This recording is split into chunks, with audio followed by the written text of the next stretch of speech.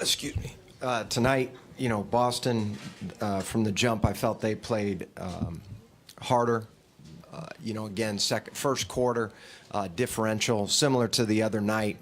7 turnovers to start that quarter, which is similar to the other night.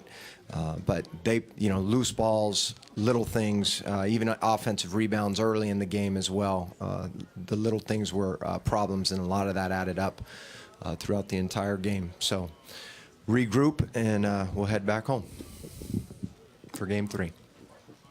Coach, just a lot of the same problems as Game 1, as you mentioned, and a lot of them have to do with the urgency and intensity level. And obviously it's something that you guys have talked about for the past couple of days. How hard is it to feel like maybe the message is falling on deaf ears? No, I don't think it's falling on deaf ears. I think what's important is that every guy, what we've talked about is you got to be ready to play. We tried multiple different options today in terms of big lineups, small lineups, different guys that hadn't gotten opportunities. Some guys showed some things, others did not. But it's in a series, you have to, and in the postseason, you have to be ready to play right when you step on the floor. This isn't a get comfortable, find my rhythm. No, your rhythm has to start before you enter the game. Joe, Nick Friedel, ESPN. Why do you think Jabari continues to struggle so much in this series? Well, there's a lot of things that we'll have to go back and look at on the film. But he's another one of those guys. He's one of those guys that we need to pick up what he needs to do on the floor. He's got to be assertive. But when we say that, a lot of times people will think, oh, that's offensive. He's got to look for a shot. And no, we need everybody to be out there to guard, to defend, keep the ball in front of him, in front of them. We have to be able to fight through screens. Can't get confused on screens. Like one guy cut back door, one guy miss him, freeze, then the guy comes up for a wide open 3. So, Jabari is one of those guys, but all our guys have to be ready to go out and defend and play at a higher level than we did tonight. Coach Bob Schron, the Citizen over here. How you doing? Was it their defensive intensity? I know you talked a lot about 50-50 balls, but was it that, and were they doing anything different against Chris tonight? Actually, I would say, we shot a good percentage. Again, the 7 turnovers to start the game set a bad tone. Go down 11 to start the game, end up with only 15. But they end up with 13 more shots than us. And a lot of it is, again, there's plays in the first quarter where and throughout the game, where they're diving on the floor. And it's all the way through. We've got to get that all the way through. There's no wiggle room here. We need to come out with more of a sense of urgency right from the beginning of the game and impose our will on the game. Coach Steve Belpet, Boston Herald. Is there anything that Jaylen Brown's been doing specifically, or is it just more that he's finding the openings in their that are created? Well, there's a lot of, they're putting him in, he's playing hard, hustling, coming off of screens, he's cutting hard.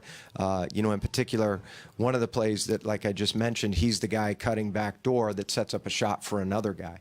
But they've got a lot of guys playing well right now. And, we've got a few, and we're going to have to respond and play a heck of a lot better. But, you go up and down their list. They got multiple guys in double figures. Again, shot the 3 ball well, 40+%. And we're going to have to defend that better. He was one of the guys, obviously, that shot quite a few and made quite a few. So give them credit, but we have to play better. Joe, Mike Petralia, CLNS Media. Do you get the sense at all that Giannis is taking too much on his shoulders, or he's being asked to do too much? Guys are watching him. I think there's possessions, where we as a team will either dribble too much or not get our proper spacing and not move the ball as well as we need to. But there are sets where we actually get him in position where we do want him to try to attack off the dribble, try to, get the defense to collapse, which they're going to do most of the night anyways, and then be able to kick out. I think there were quite a few possessions tonight where we weren't spaced the way we needed to be spaced.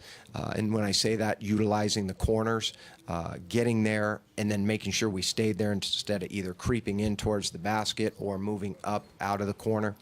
I think the biggest thing for us is we want, like I said earlier, we want to be aggressive and assertive with how we play, but we also have to make sure we get to the right spots on the floor. Overall, I thought he played a good game, but as a team, we and he need to be a lot better. Coach, Taylor Snow, Celtics.com.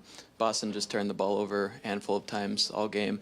How much did their ability to take care of the ball factor into the result, and how do you guys be more disruptive on the defensive end moving forward? Well, so that's, the more shot attempts that we alluded to earlier, that's a big reason. We have 15, they have 5.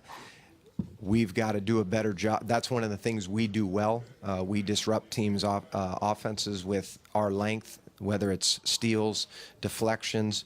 The other night we had a lot of those balls where we had tipped and didn't come up with them, but that's part of what we do. And we've, like I said, we have to be sharper. We have to take on individual challenges and guard our guys, but we also have to defend as a team as well. Kane Pittman, pick and roll.